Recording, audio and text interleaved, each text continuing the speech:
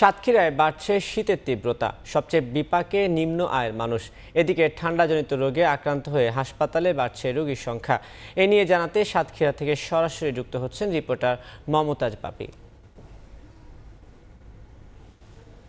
সাতক্ষীরায় কনকনে শীতের তীব্রতা কিছুটা কমলেও কমেনি হিমেল বাতাসের তার অনুভূতি। আর এই শীতের তীব্রতার কারণেই নিম্ন আয়ের মানুষ যেমন কষ্টে আছে, তারা শীত বস্ত্রের অভাবের কথাও জানিয়েছে সাংবাদিকদের। সেই শীতবস্ত্র নিয়েই আমরা জেলা প্রশাসকের সাথে কথা বলেছি। তারা আমাদেরকে জানিয়েছে যে প্রতিটি উপজেলায় শীতবস্ত্র পাঠানো হয়েছে, শীতবস্ত্র বিতরণ শুরু করা হবে।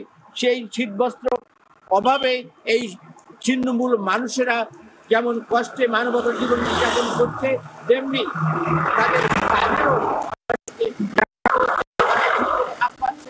তারা আয় করতে পারছে না। তারা তারপরেও অনেক সময় তারা অনেক শীতের মধ্যে পানিতে নেমে মাছ ধরছে, খেতে নেমে চাষ করছে, এর মধ্য দিয়েই কাটাচ্ছে তাদের জীবন। এইভাবেই চলছে তাদের এই কষ্টের জীবন।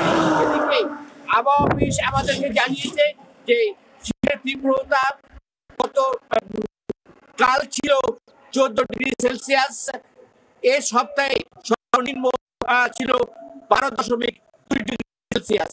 এই শীতের তীব্রতার মধ্য দিয়েই সাতক্ষীরার যে শীতের কষ্ট, সেই শীতের কষ্ট নিয়েই বেঁচে আছে ছিন্নমূল মানুষরা। এদিকে হাসপাতালগুলোতে দেখা দিয়েছে শীতজনিত রোগের প্রাদুর্ভাব।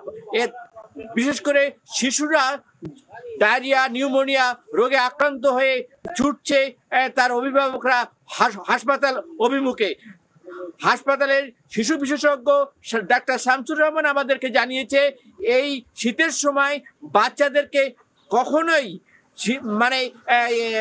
সন্ধ্যার আগেই ঘরে ঢোকাতে হবে এবং সূর্য ওঠা পর্যন্ত সকালে বাইরে বের করা যাবে না।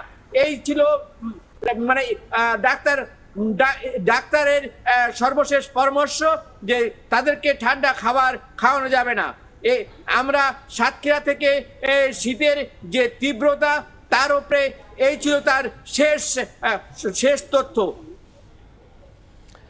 এতক্ষণ সরাসরি যুক্ত ছিলাম সাতক্ষীরায়।